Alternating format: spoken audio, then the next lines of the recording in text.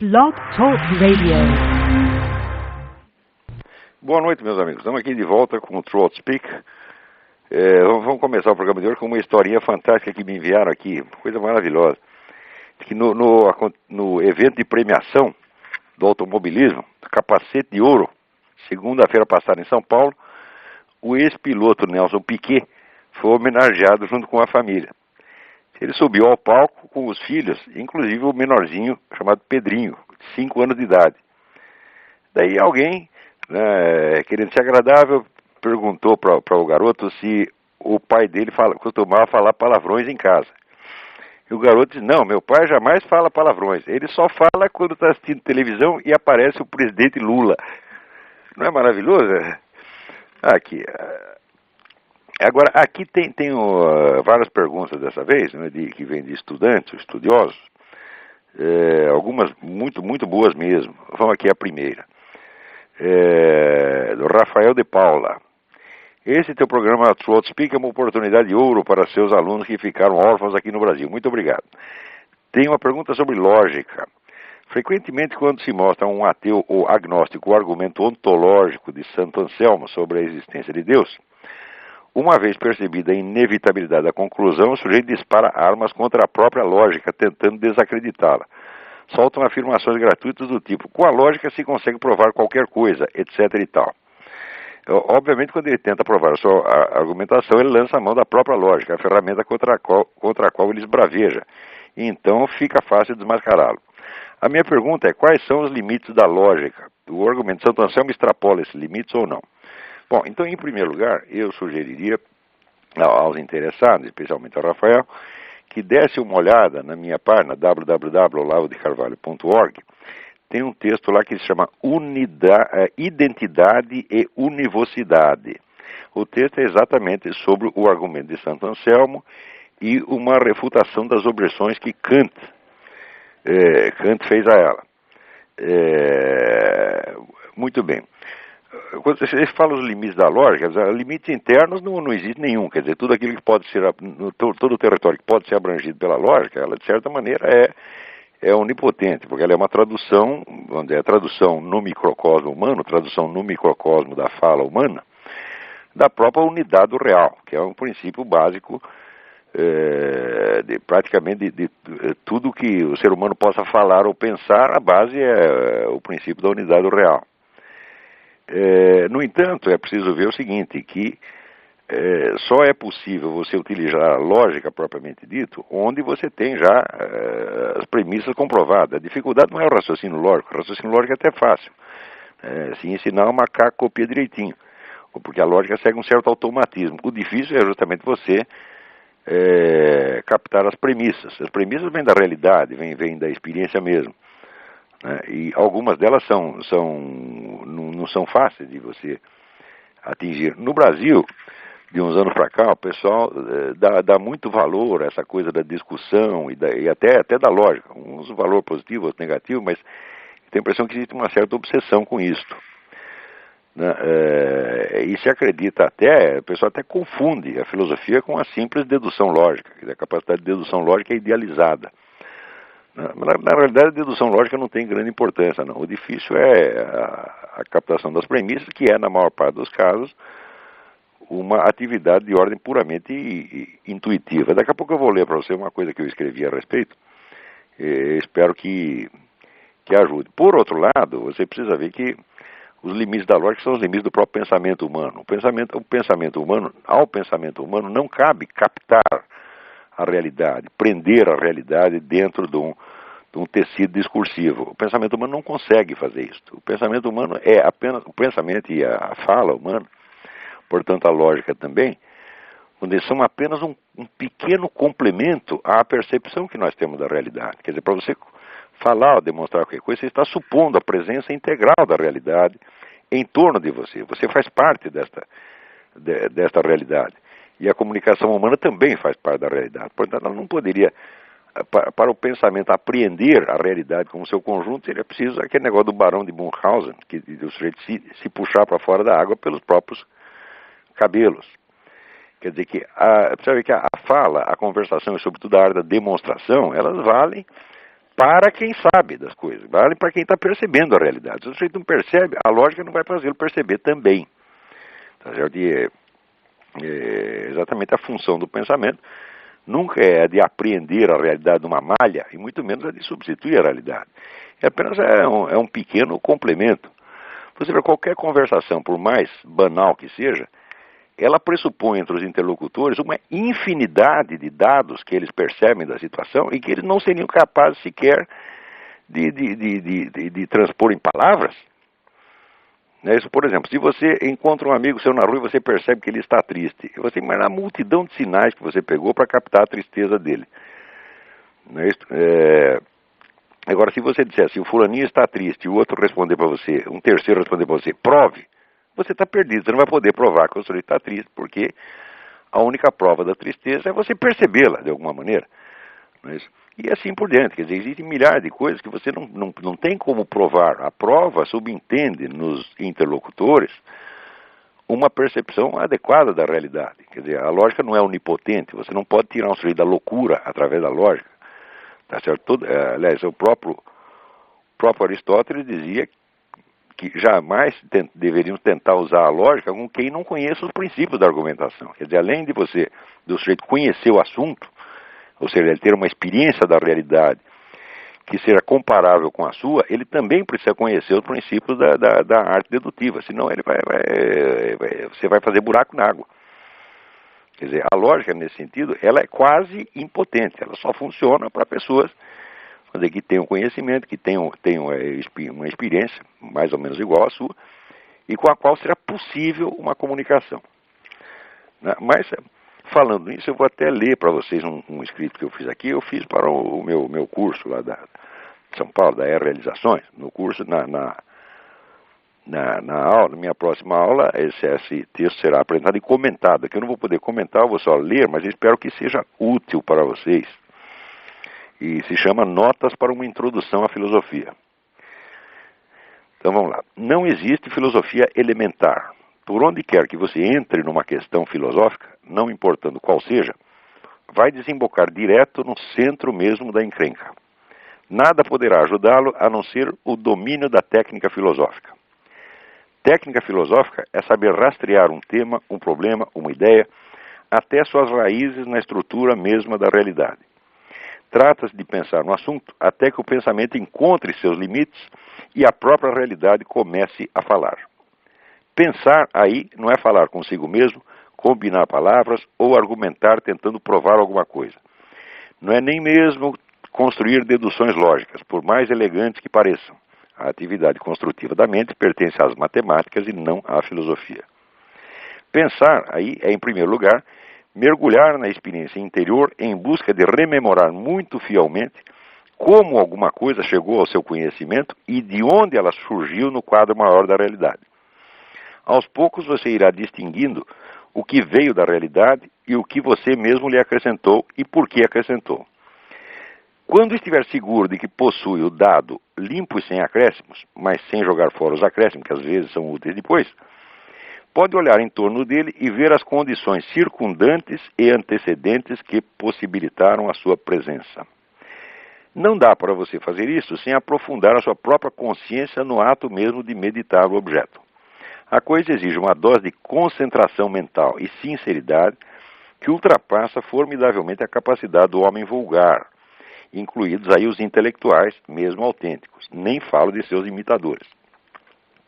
É um trabalho tão exigente e ainda mais eriçado de obstáculos psicológicos do que o esforço requerido para vencer resistências neuróticas no curso de um tratamento psicanalítico. E tratamentos psicanalíticos podem se prolongar por anos a fio. Para medir a distância que separa a investigação filosófica de toda e qualquer forma de argumentação, válida ou inválida, basta notar que logo nos primeiros passos da investigação filosófica, a percepção interior do objeto, se vai na direção certa, já transcende a sua capacidade, ao menos imediata, de expressão em palavras. Trata-se de tomar consciência e não de raciocinar. O pensamento verbal serve aí apenas de suporte inicial. Trata-se de tornar presente, por todos os meios mentais disponíveis, o quadro inteiro das condições reais que tornaram possível você conhecer o objeto. Daí até o conhecimento das condições que tornaram possível a própria existência dele é apenas um passo, mas é o passo decisivo.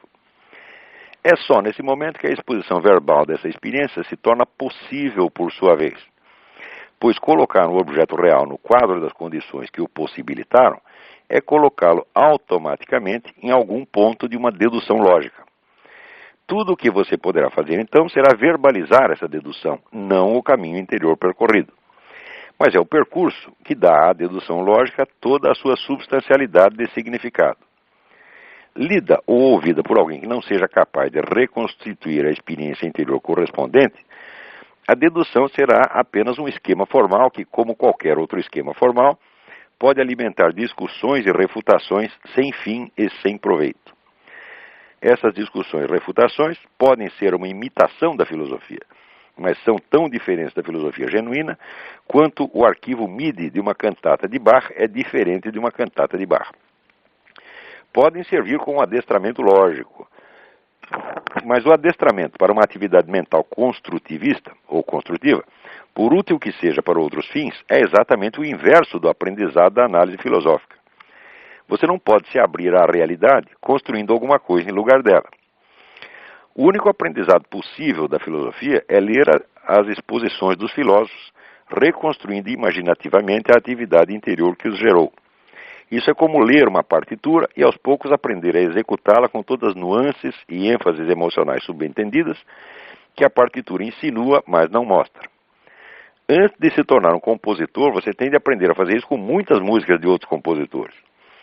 Antes de analisar o seu primeiro problema filosófico, você vai ter de analisar muitas músicas compostas pelos filósofos de antigamente. E exatamente como acontece com o aprendiz de música, não vai oferecer um recital público com as primeiras músicas que mal aprendeu a tocar. Aristóteles aprendeu 20 anos com Platão antes de começar a ensinar. Aprender a filosofar é aprender a ouvir e depois a tocar a melodia secreta por trás dos meros signos verbais. Se tudo der certo, ao fim de muitos anos de prática, você acabará descobrindo suas próprias melodias secretas. E quando as escrever, descobrirá que praticamente ninguém vai saber tocá-las, mas todo mundo desejará imitá-las sob a forma de argumentos. Professor de filosofia, especialmente no Brasil, não tem em geral a menor ideia do que seja a investigação filosófica. Em vez de filosofia, ensinam argumentação, na melhor das hipóteses. No mais das vezes, não fazem nem isso. Ensinam argumentos prontos e chamam de fascista quem não deseja repeti-los. É uma espécie de tráfico de entorpecentes. É isso aí, gente. O Brasil, o pessoal vai dizer, não só tem pouca cultura, como tem pouca experiência da vida e pobre experiência anterior. Tem pouca penetração no seu próprio universo interior. Pouco conhecimento de si mesmo. Pouca capacidade de investigação desse mundo sutil, né, do conhecimento interior. Em compensação, o pessoal adora argumentação. Então, argumentos são construídos, são esquemas lógicos construídos. A construção é o contrário da percepção. Percepção é você receber alguma coisa, você receber dados que vêm ou de fora ou de dentro. Quer dizer, vem ou da sua percepção física agora, ou vem da sua memória, do seu próprio mundo interior. Mas que não são construídos, são percebidos, são recebidos. A arte da argumentação, ao contrário, é uma arte de você criar esquemas, tá certo? Expressivos. E uma coisa é exatamente o contrário da outra. Quer dizer, a capacidade filosófica pouco tem a ver com a capacidade de argumentar. A capacidade de argumentar é um complemento que vem depois, né? É a capacidade, para assim dizer, expressiva e quase literária, tá certo? Mas que no Brasil se substitui frequentemente a verdadeira análise filosófica. E isto quando o sujeito sabe argumentar, que já é uma raridade. O pessoal gosta de argumentar, mas não quer dizer que saiba fazê-lo. Então, o pessoal usa, vamos dizer, às vezes, muitos conceitos de arte dialética, né? Falam argumentam ad hominem, etc., mas eles não sabem o que estão falando, né? Fazem confusões medonhas. E quanto mais confusa a medoneguinha, mais difícil é você desfazê-la. Quer dizer, você conversar com o ignorante, você tem que fornecer a ele os conhecimentos faltantes. Quer dizer, você não pode refutar a ideia dele, antes você tem que fornecer a ele o que está faltando. E às vezes, quando falta percepção interior, até isso você teria que dar para ele. Quer dizer, você teria que praticamente fazer uma psicanálise com o sujeito antes de poder discutir a ideia dele. Né? Então, no Brasil, assim, quanto mais o pessoal fala, mais burro fica. Muito bem, então eu espero que isso tenha respondido de alguma maneira a consulta do Rafael. Aqui tem uma outra também muito boa. O sujeito chama-se Rodrigo, não tem aqui o sobrenome, mas vem por um da Aletheia Importadora. Diz, a onda de ocultismo e esoterismo que aparece no Renascimento e se acentua durante o século XVIII pode ser considerada como um antecedente direto do romantismo modernismo do século XIX? Qual a relação entre essa mesma onda de ocultismo e o iluminismo científico? E com o marxismo-anarquismo? O marxismo-anarquismo do século XIX não é, de certa forma, a síntese dos principais elementos das duas outras correntes revolucionárias? Foi esta uma das causas do seu sucesso? Você fez uma análise do pano de fundo sociológico da civilização ocidental e identificou na emergência de um proletariado intelectual, fruto da estrutura de ensino montado para abastecer a burocracia de Estado cada vez mais inchados, uma das causas materiais do surgimento do marxismo-anarquismo. Qual o fundo sociológico que serviu ao surgimento de duas outras matrizes revolucionárias? As perguntas são tão interessantes que a gente precisaria de várias perguntas de vários programas para responder. Mas vamos lá, a primeira. A onda de ocultismo e esoterismo que nasce no Renascimento e se acentua durante o século XVIII pode ser considerada como um antecedente direto do romantismo, sem a menor sombra de dúvida. Há uma linha de continuidade bastante comprovada. A gente fala em linha de continuidade quando os documentos de uma geração se referem explicitamente, vamos dizer, a dados recebidos da outra geração. Então você vê que está havendo uma continuidade. Um sujeito falou uma coisa, que passou por outro, passou por outro, passou por outro. Então não se trata, vamos dizer, de interpretações que o historiador faz. Entendeu? Quer dizer, essas linhas de continuidade hoje estão já bastante comprovadas. E qual a relação entre essa mesma onda de ocultismo e iluminismo e cientificismo? Muito bem. O iluminismo, a imagem, vamos dizer, popular dele, que é o império da razão científica, tá certo? E é contra todas as formas de obscurantismo. Mas isso é apenas anúncio, isso é apenas propaganda. Quando você vai estudar a história mesmo, você vê que é uma das épocas mais profundamente imersas em ocultismo, bruxaria, sociedades secretas, rituais esquisitíssimos, iniciações. Aliás, é uma época em que essas coisas proliferaram no mundo de uma maneira assombrosa, né? Existe um autor chamado Jocelyn Godwin que tem estudado isso muito bem. Ele publicou um livro, The Pagan Dream of the Renaissance, o sonho pagão da Renascença, e outro livro chamado The Theosophical Enlightenment, o iluminismo teosófico. São obras absolutamente indispensáveis para você entender exatamente o que se passou nessa época. Você vê, tudo que nós conhecemos, vamos dizer, como astrologia popular hoje, essa coisa do horóscopo, tudo isso aparece também na Renascença. Né? A Renascença pode ser definida até como a era da astrologia. Foi a era em que apareceram, os grandes astrólogos do Ocidente, como Morin de Villefranche, Jerônimo Cardano e outros tantos. Todos os clássicos da astrologia são dessa época. A astrologia se tornou uma verdadeira mania na Renascença. Junto com a astrologia também, vamos dizer, a alquimia. A alquimia, pela qual o pessoal tem um certo interesse, mas um interesse modesto durante a Idade Média, na Renascença explode aquilo. Né? E tudo isso passa da Renascença, vamos dizer, para o Iluminismo. Na época do Iluminismo, então, era vamos dizer, a mania dos fluidos animais, né, do tal do Anton Mesmer, e foi quando começam, vamos dizer, as primeiras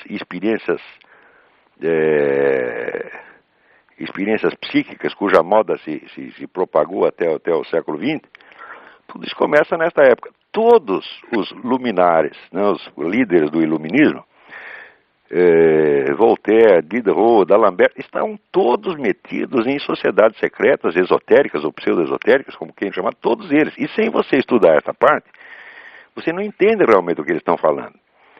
Porque muito, vamos dizer, da imagem externa de racionalismo, de cientificismo, etc., é apenas uma fachada. Quer dizer, é uma ideologia criada, vamos dizer, para, de certo modo, encantar as pessoas e encobrir até a parte irracional da história. Na parte irracional você tem, existe, por exemplo, uma seita que foi terrivelmente influente nesta época, é de um sujeito chamado Sebastian Frank. Sebastian Frank era um sujeito que meteu na cabeça que o objetivo dele na vida era esculhambar com o judaísmo. Tá certo? Então, para isso, ele criava um pseudo-judaísmo, tá certo? Que era praticado pelos membros da sua sociedade secreta, ao mesmo tempo que, publicamente, alguns deles mantinham uma identidade de judeus ortodoxos e outros passavam para o cristianismo. Ele queria esculhambar, na verdade, o judaísmo e o cristianismo, mas o judaísmo era mais fácil porque era mais pequenininho, tá, né? Então é curioso você ver que tudo o que mais tarde veio a acontecer na Igreja Católica, né, sobretudo nos anos 60, com esta tremenda infiltração do comunismo, né, dentro da Igreja, que hoje já é uma coisa comprovada, sobretudo nos livros desse historiador Ricardo de la Sierva.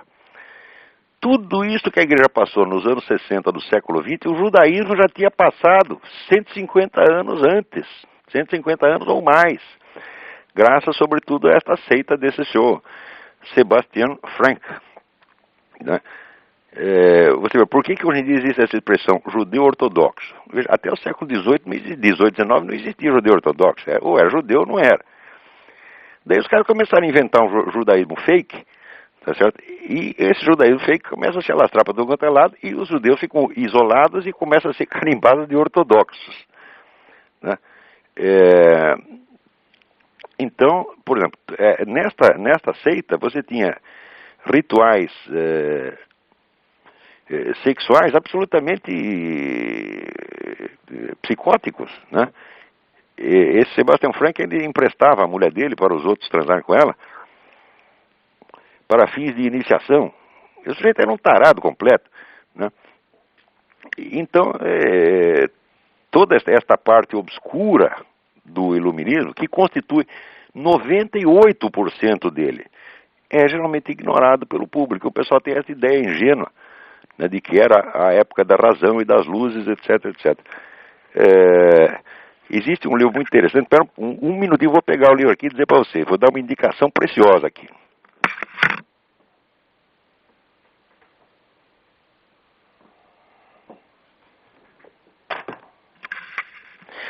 Então, o autor chama-se Paul Elie, I-L-I-E. E o livro chama-se The Age of Minerva, a Era de Minerva. E é um estudo sobre, vamos dizer, a irracionalidade nos paradigmas do iluminismo. Quer dizer, hoje os historiadores sabem o que foi o iluminismo, e não foi nada disso do que esse pessoal mais popular, que o pessoal pensa nessa imagem popular. Muito bem. O marxismo do século XIX não é, de certa forma, a síntese dos principais elementos das duas correntes revolucionárias? Bom, ele está se referindo aqui a um artigo em que eu digo que o movimento revolucionário ele tem uma unidade histórica ao longo dos tempos. Essa unidade histórica se comprova, vamos dizer, pelas linhas de influência passadas de geração em geração. Como eu disse, através dos documentos, onde uma geração conscientemente se reporta à anterior, criticando, endossando, complementando e prosseguindo de algum modo. Então, esta linha comprova a existência de três ondas do movimento revolucionário. A primeira seria o iluminismo. Na verdade, a primeira teria sido o messianismo, né, aquelas seitas tipo Thomas Monzer e outros, tá certo? Mas isso ainda seria o pré-movimento revolucionário. O movimento revolucionário mesmo, ele toma corpo como unidade consciente a partir do iluminismo. Então, a gente vê várias ondas desse movimento revolucionário. A primeira é o iluminismo, a segunda é o romantismo. A terceira, depois, é o marxismo e o anarquismo. A quarta seria o cientificismo, materialismo, do final do século XIX. À medida que o movimento prossegue, vamos dizer, quando a sua camada mais nova começa a fraquejar, o que o movimento faz? Ele restaura uma onda anterior para injetar vida na ideologia revolucionária declinante. Por exemplo, nos anos 60, quando houve aquela decepção com a União Soviética, o pessoal restaurou o quê? Restaurou o modernismo do século XX. O modernismo do começo do século XX é uma continuação do romantismo. Então vem toda aquela onda irracionalista de pansexualismo, ocultismo, etc. Tudo isso reaparece à tona com o movimento da nova era, que é estreitamente ligado ao movimento da nova esquerda, New Age and New Left. Então essas restaurações, né, que reforçam o movimento revolucionário são uma constante. E ele pergunta aqui, se o plano de fundo sociológico do movimento revolucionário é o proletariado intelectual, qual teria sido o das etapas anteriores, né? Eu digo, foi exatamente a mesma coisa. Quer dizer, a história do movimento revolucionário é a história da intelectualidade moderna, a história dos intelectuais. É isso. Compreendido como intelectual, a coisa no sentido gramsciano ampliado, quer dizer, todo mundo que dá palpite, os formadores de opinião de modo geral. Então, só que também a intelectualidade, ela vai, vamos dizer, ganhando força e ganhando um status na sociedade, né, na medida que se expande o sistema universitário moderno. Mas antes disso, quer dizer, já no século XVIII, os intelectuais, que eram pessoas sem um lugar definido na sociedade, uma espécie de substitutos autonomeados do clero católico, era uma horda de gente, vamos dizer, mais ou menos, gente ao mesmo tempo importante, mas sem uma função definida, e que então nomeia para si mesmo uma função que é de criar um mundo novo, e vive sempre em função, vamos dizer, das suas promessas de futuro. Já está completando então alguns séculos. Muito bem, outra carta aqui, Erickson Oliveira. Me pergunta o que eu acho deste negócio, desse documentário que o autor do filme Titanic fez, onde ele diz que encontrou os túmulos de Jesus Cristo e seus familiares. Olha, não tem que achar nada, essa história já vem aí desde os anos 60, quando aqueles dois picaretas, se chamam Bagent e Lee, inventaram a história de que Jesus Cristo casou com Maria Madalena, foi para o Japão, teve um monte de descendentes, até tem uma senhora aqui nos Estados Unidos que ela afirma que ela é descendente carnal de Jesus Cristo. Deve ter vários outros por aí, né? Talvez eu mesmo seja um deles e não saiba, vocês também. Né? Qualquer um pode dizer que é descendente carnal de Jesus Cristo, como pode dizer que é descendente carnal de Adão e Eva. Né? Assim como no mundo islâmico está repleto de descendentes de Maomé. Né? Qualquer sujeito que é bancar importante, ele é descendente de Maomé. Agora nós temos inventamos, né, para não ficar atrás, nós também temos agora podemos dizer que somos descendentes de Jesus Cristo. Mas eu não assisti o filme, evidentemente, né? Eu só vi a página tem uma página dedicada à promoção desse documentário, e o que eu tenho a dizer é o seguinte, é que o próprio arqueólogo que localizou esse túmulo, ele mesmo diz que o filme é tudo uma picaretagem. Quando os camaradas dizem, por exemplo, nós fizemos teste de DNA, eu digo, olha, o único teste de DNA que pode comprovar, vamos dizer que um sujeito é Jesus Cristo, é comparar o DNA dele com alguns descendentes comprovados. Tá certo? Porque, se você pegou um cadáver lá, você comprovou que é o cadáver de Maria, né? Muito bem. Maria tinha parentes inumeráveis ali, né? Então não tem que ser necessariamente Jesus Cristo. Eu acho que isso aí, vamos dizer, faz parte de todo um projeto civilizacional que está sendo implantado, vamos dizer, a toque de caixa no mundo. Quer dizer, os caras inventaram uma civilização nova, uma civilização anticristã, tá certo? E a estão implantando, vamos dizer, mediante operações de propaganda, principalmente milionárias, né? E eles vendem mitos e lendas, assim, com uma facilidade impressionante. Agora, por exemplo, nós vemos o Al Gore ganhando este prêmio por um documentário que alerta contra o aquecimento global, em pleno inverno, o inverno mais intenso que já teve nos Estados Unidos, caindo neve para tudo quanto é lado, e o nego advertindo contra o aquecimento global. Nós não podemos esquecer que essas pessoas que falam do aquecimento global eram as mesmas que 30 anos atrás advertiam contra o resfriamento global. Esse pessoal dessas entidades globalistas, tipo o Clube de Roma, eles já advertiam contra isso. Aliás, o Clube de Roma, nos anos 60, ele advertia que quando chegasse nos anos 80, o tráfego teria se tornado impossível. Todas as estradas do planeta estariam entupidas de tanto carro que havia. E baseado nisso, eles pediam a interrupção da fabricação de carros. Agora, com esse negócio de aquecimento global, os caras estão querendo paralisar que 80% da economia americana. E o objetivo é somente esse. Isso tudo é, vamos dizer, uma espécie de arma de guerra ideológica. Nós não podemos esquecer que o esquema globalista aqui, ele tem a ideia de transformar os Estados Unidos no que se chama império transitório. A finalidade do império transitório é desaparecer e ser absorvido dentro do império definitivo, que é o império do governo global. Tudo isso só serve para isso. Agora, não é um projeto político, isso é um projeto civilizacional completo. Esse pessoal já programou como é que os nossos netos vão viver, que valores eles terão, que princípios morais vão orientá-los, no que eles vão trabalhar, como é que eles vão se vestir. Isso aí, estão implantando isso no mundo inteiro. Quer dizer, eu não posso comparar isso senão com o reino do anticristo, quer dizer, o reino da mentira global. Porque quando você vai estudar cada um dos tópicos que eles propõem, é sempre baseado em empulhação. E esse negócio aqui do cadáver de Jesus Cristo e dos descendentes de Jesus Cristo é mais uma. Você pode ter certeza que é mais uma. Isso aí é apenas o código da Vinci em nova versão. Muito bem, recebo aqui também do Davi Carvalho, né, uma carta, a semana na Folha de São Paulo foi produtiva. Primeiro, o artigo do Renato Janine Ribeiro rendeu. O Renato Janine Ribeiro escreveu um artigo dizendo que de vez em quando até os criminosos devem ser punidos, né? Por causa disso, todo mundo ficou revoltado com ele. Disseram que ele passou para a extrema-direita. Olha aqui, só no jornal de ontem foi atacado com indignação por Hélio Gaspari e uma ítalo-uspiana, Andrea Lombardi, ambos o acusando de apologia do crime. Este último chegando a dizer que Janine Ribeiro ocupou o lugar da extrema-direita. Né? É uma coisa incrível isso aí, né? Eles ficam realmente... Você veja que na Venezuela já está assim. Se o seu carro é roubado e você vai à delegacia reclamar, a resposta que os policiais te dão é que você é um burguês explorador e que os caras fizeram muito bem em roubar o seu carro. E não fazem nem BO. Está exatamente assim. Quer dizer, é uma mudança de paradigma, né? Então, os criminosos são as vítimas e as vítimas são criminosos, tá certo? Isso através de raciocínios sociológicos de uma estupidez atroz. Mas olha, quanto mais absurda é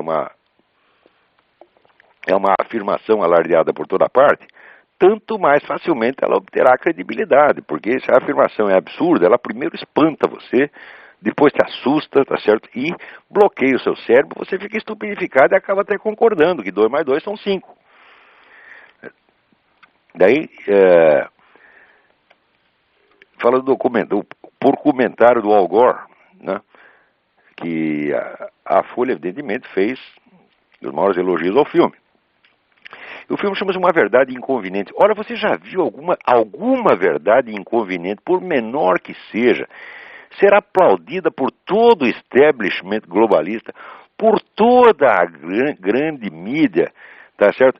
Por todas as ONGs milionárias, por todos os governos do planeta, tá certo? E ainda ganhar o Oscar. Você já viu alguma verdade inconveniente?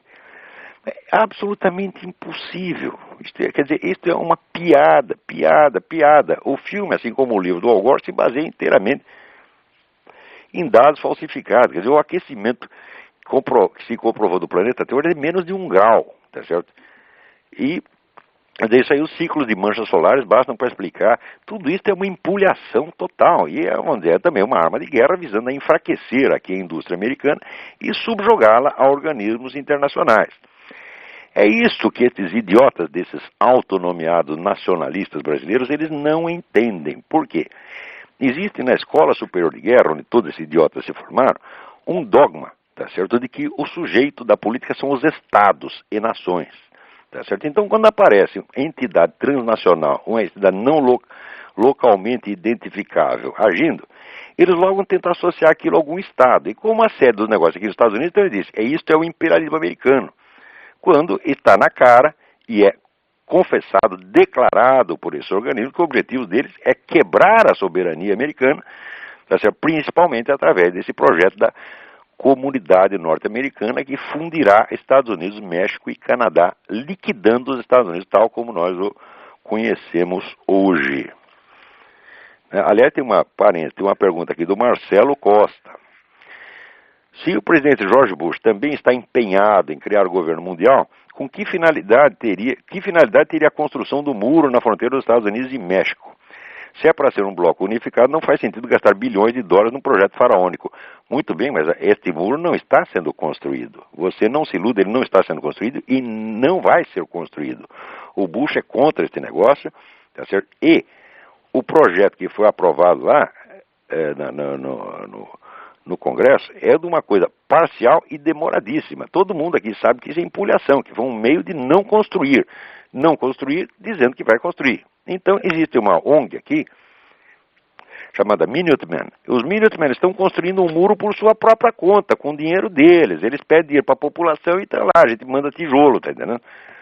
Para construir o muro. É uma coisa inteiramente privada. O governo não vai fazer muro coisíssima nenhuma. O governo aqui quer abrir um rombo para entrar mais mexicano, né? Mexicano, brasileiro pra caramba, tá entendendo? Que já tem, esse pessoal já tem 30 milhões aqui, né, sustentados pela Previdência Social, e agora o Banco da América oferece cartões de crédito para os imigrantes ilegais. Eu que estou aqui legalmente, né, eu não tenho cartão de crédito do Banco da América, e se eu for pedir eles vão recusar. Mas se eu sou um imigrante ilegal, basta eu depositar um dinheiro. Eu lá deposito $100 no Banco da América, deixo lá 3 meses, no terceiro mês me dão um cartão de crédito com crédito de $2.000. Quer dizer, isso é um incentivo à imigração ilegal. Tá certo? E essas entidades milionárias todas estão todas empenhadas nisso, porque a dissolução dos Estados Unidos é o plano, dissolução e substituição para o governo global. Agora, esses generais e coronéis ditos nacionalistas, que são todos uns cabeça de ovo, cabeça de toicinho, né? Eles acham que isso é imperialismo americano, então eles atacam os Estados Unidos. Atacando os Estados Unidos, o que você está fazendo? Você está enfraquecendo os Estados Unidos e, portanto, você está fortalecendo o esquema globalista. Mas eles não têm capacidade para raciocinar. Então, quando a gente mostra as coisas para eles, esse pessoal tem um complexo de inferioridade intelectual mortal. Se você sabe um pouco mais do que eles querem te matar, porque são todos analfabetos, tá certo? Não tem... Quer dizer, esse brigadeiro Ferola, por exemplo, ele escreve como um menino de 12 anos, tá certo? Um péssimo aluno de ginásio. O general Andrade Neri, então, nem fala. Tem um tal de coronel Ronaldo Schlichting, que a gente chama de Ronaldo Schlick, ele escreve você com C cedilha e sem acento várias vezes. Então, esses caras, eles acham que ele tem a capacidade de criar uma estratégia para a defesa da Amazônia. Estratégia é o caralho, eles não entendem porra nenhuma, isso é um bando de jumento. Quer dizer, ele não serve nem para ser meu aluno. Eles tinham que sentar e aprender comigo. Diz, olha aqui, sua besta, o esquema de poder hoje é assim, assim, assim. Se formou dessa maneira, os objetivos são tais e quais, os planos são assim, assim, assim. E agora vamos ver o que podemos fazer para livrar o Brasil da encrenca. Era isto que deveriam fazer se fossem patriotas. Mas eles não são patriotas. Eles só têm a raiva de americano, tá entendendo? Então, quando aparece, vamos dizer, qualquer sujeito americano que aparece na Amazônia, eles acham que é o governo americano. Aparece lá o cara do Conselho Mundial das Igrejas, que é uma entidade comunista, e os caras dizem, tá vendo? É o imperialismo yankee. Ah, pelo amor de Deus, eu tô cansado de discutir com esses caras, sabe? Ai. Bom, vamos lá. Vamos ver se tem alguém aí na linha. Não, no momento tem ninguém. Aqui, o Ricardo... Peraí, antes disso tem um negócio aqui muito importante, muitíssimo importante, que é uma mensagem do Ricardo Salles, de São Paulo, né, que me informa um momento. Aqui é um negócio, mas é tão importante isso aqui.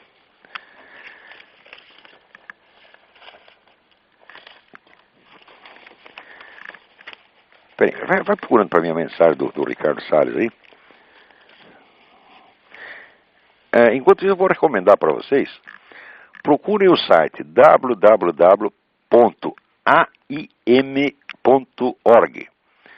e procurem lá uma coluna do jornalista Cliff Kincaid chamada Surrendering Our Sovereignty.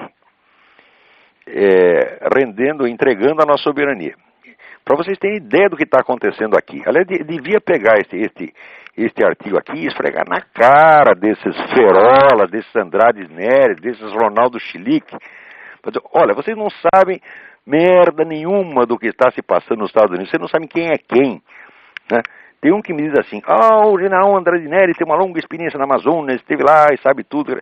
Uai, mas para saber quem são as entidades que estão lá, não é para estar na Amazônia, tem que estar aqui, porra. É aqui que o sujeito tem que estar para saber que entidades são essas e qual é a sua verdadeira identidade, seus verdadeiros planos. Você fica no mato, no meio do mato amazônico, você não vai descobrir isso jamais. E está aqui. Então o Ricardo Salles me passa uma seguinte informação. Última do mega empresário da comunicação Lulinha, Fábio da Silva, o primeiro filho. Ele acaba de conseguir a concessão de uma estação de TV na Venezuela. Olha só como é bom fazer negócio com gente amiga. O Hugo Chávez, ele sabe, né, recompensar os favores recebidos. Quer dizer, ele embolsa dinheiro do Brasil, dinheiro do Brasil que saiu do seu bolso, meus amigos, saiu do seu bolso, e do bolso de 180 milhões de trouxa que tem aí. E para retribuir o que ele recebeu de nós, o que ele faz? Ele dá um canal de televisão para o Lulinha. Né? Então, o Lulinha, simbolicamente, ele representa, então, o coração dos brasileiros. Né? A generosidade que temos tido com a Venezuela será retribuída não a nós, mas ao Lulinha. Não é uma coisa maravilhosa? Vamos ver o que nós temos aqui. Mas não deixem de ler esse artigo do Cliff Kincaid. Né? Aqui. Clécio Cruz. Bom dia, Olavo. Parabéns pelo Talk Radio do dia 19. Tenho uma prima que acabou de passar em Economia na PUC de São Paulo e vi a lista dos livros recomendados do primeiro ano. Coisas como Manifesto Comunista e outras do mesmo teor. Muito bem, não importa qual a matéria que você entrou, tá certo? A bibliografia é sempre a mesma coisa. É o Manifesto Comunista, né? É a origem do Estado da propriedade privada do Engels, é esta coisa, tá certo? É o Estado da Revolução do Lenin, é isso que você vai ler. Você pode entrar, sabe, no curso de entomologia, a bibliografia vai ser Marx e Engels, e Lenin, e Che Guevara, e esta merda toda, até o Carlos Marighella, Manual do Guerrilheiro Urbano. Tá certo? Você entra no curso de entomologia, você entra no curso de culinária, não importa o curso, você vai, a bibliografia é esta. Mas muito bem, já que ela está fazendo economia, a minha recomendação é, em primeiríssimo lugar, o livro do Ludwig von Mises, A Ação Humana, que é o melhor livro de economia que alguém já escreveu desde o Big Bang. Tá certo? Então, isso pode ser comprado no Instituto Liberal. O Instituto Liberal publicou numa tradução feita pelo meu falecido amigo Donald Stewart. Donald Stewart era um brasileiro de pais canadenses. E ele fez uma das melhores traduções que eu já vi no Brasil, porque tradução no Brasil é um negócio ilegível. Você pega o livro, você tem que retraduzir mentalmente para o inglês ou para o francês para ver se você entende. Mas o Donald Stewart fez uma tradução maravilhosa, deu um livro maravilhoso. Né? E o segundo livro que eu recomendaria seria o do próprio Ludwig, mais dois do Ludwig von Mises. A economia, lê o Ludwig von Mises inteiro, sobretudo o estudo que ele fez sobre o socialismo, uma análise econômica e sociológica. Eu não sei se isso já saiu no Brasil, mas é um livro de 1928, resumindo trabalhos já publicados antes, que demonstra por A mais B que a economia socialista é impossível, que ele ia ser socialista só no nome, que sempre o socialismo seria assim, um governo ditatorial com um partido único, tá certo? Encobrindo, vamos dizer, um capitalismo disfarçado, né? E vai ser sempre assim. E o terceiro grande livro do Ludwig von Mises chama-se Teoria e História, Theory and History. E, em suma, leia tudo que o Ludwig von Mises escreveu, porque era um sábio. Evidentemente, você vai ter que ler também o Adam Smith, tá certo? Mas você não precisa ler nada, ter lido nada de economia para ler o Ludwig von Mises, porque ele é um escritor muito claro, muito didático e muito paciente, né? Ele vai demonstrar as coisas de pouquinho.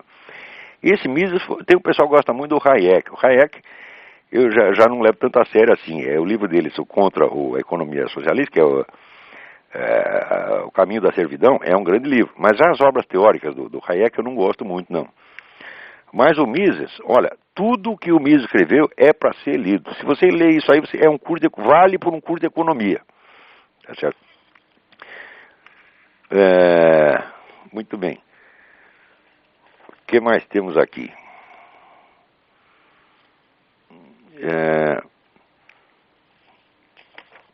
Tem um professor de história no Brasil, eu não vou dar o nome dele para já não ter mais problema do que ele já teve. Ele diz que a situação na universidade está muito pior do que eu estou descrevendo. Ele diz que a opressão assim, é descarada e onipresente. Vamos dizer, o pessoal que, vamos dizer, se não se reza pela cartilha comunista, você sofre humilhação mesmo, ameaça. E ele diz coisa aqui: já vi padre da Igreja Católica em congresso a portas fechadas dizer: estou rezando para o Papa morrer. Já presenciei coisas horríveis feitas com erário público. Já soube de coações a estudantes meus que, por medo de retaliação, não desejam dizer o que sabem. Sei de fraudes, de roubos, de torturas em consciência de jovens. Sinto-me no meio de um lamaçal no fundo do poço. Não vou te dar um nome, meu amigo. Não vou dar o seu nome, mas eu já li trabalho seu, sei que você é um sujeito sério. E o meu conselho é o seguinte: saia daí. Saia do Brasil. O Brasil está condenado. O Brasil não vai se levantar. Mas de jeito nenhum. De jeito não vai levantar agora, não vai levantar depois. Tá certo? Quando o pessoal resolver agir contra esse estado de coisas, será muito tarde. O que está se formando na América Latina é um esquema de poder monstruoso, contra o qual ninguém poderá fazer nada. Por enquanto ainda até poderia tentar fazer alguma coisa, mas daqui a pouco será impossível. Você vê, o Hugo Chávez já abriu o jogo. Ele disse que a América Latina inteira, a América do Sul inteira tem de se transformar numa só república. Você vê, o sujeito está com um plano de unificar todas as nações, acabar com todas as soberanias nacionais e criar o que ele chama de Estados Unidos da América do Sul. E esses vagabundos desses milicos ditos nacionalistas ficam apoiando esse esquema anti-americano, dizendo que estão defendendo a soberania nacional. Essa é a soberania nacional que vocês vão ter. Vocês vão viver nos Estados Unidos da América do Sul e vão bater continência para Hugo Chávez. Quer dizer, claro que tem gente até honesta no meio dele, mas o sujeito honesto e burro, eu até prefiro um desonesto, pô. O desonesto dá para conversar, mas o sujeito burro não tem jeito, né? Muito bem, vamos ver mais uma cartinha aqui. Tem alguém na fila?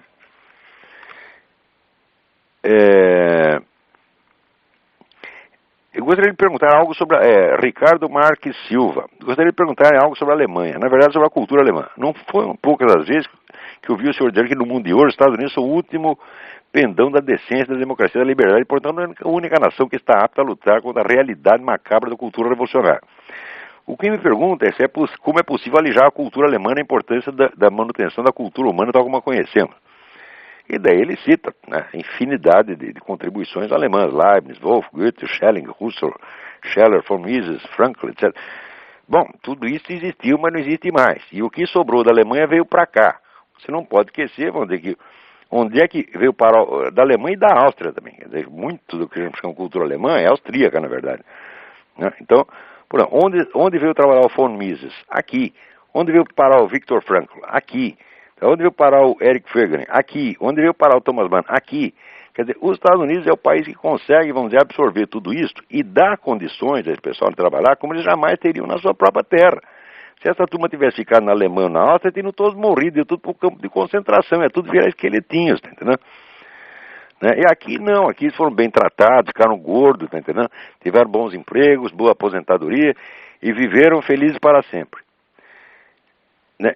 Em segundo lugar, lembro-me certa vez ter lido um artigo seu que era muito elogioso em relação a Ken Wilber. Confesso que já li algo dele, mas tem um amigo através do qual tem uma exposição massiva ao pensamento do filósofo americano. De modo que gostaria de perguntar quais são os pontos que o senhor considera interessantes na filosofia de Ken Wilber. Ora, não posso fazer uma apreciação da obra do Ken Wilber na sua totalidade, tá certo? Porque eu li muito pouco.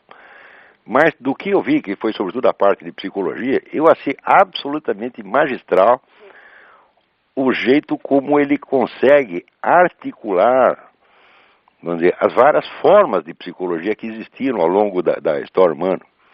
Quer dizer, as contribuições psicológicas dos grandes místicos da antiguidade, contribuições da filosofia e as contribuições das escolas analíticas e as da psicologia experimental moderna. Ele articula tudo isso que você vê que é a mesma coisa no fim, tá entendendo? Isso é maravilhoso. Quer dizer, o sujeito é de uma cultura monumental, e cultura não é saber um monte de coisa, cultura é você saber articular, é você perceber quando o fundo de verdade por trás das coisas. Quer dizer, ele não é formalista, ele não se interessa em saber da onde veio o conhecimento, tá entendendo? E julgar pela fonte. Não, ele julga pela substância do conhecimento. E com isso, ele se tornou para mim um dos grandes psicólogos do século XX. Não sei dizer, eu não saberia fazer uma apreciação da filosofia dele no total, mas garanto para você que nesta parte da psicologia, ora, dificilmente se encontrará algo melhor. É de se tirar o chapéu. Muito bem, e com isso nós vamos já aqui, se não há ninguém na linha,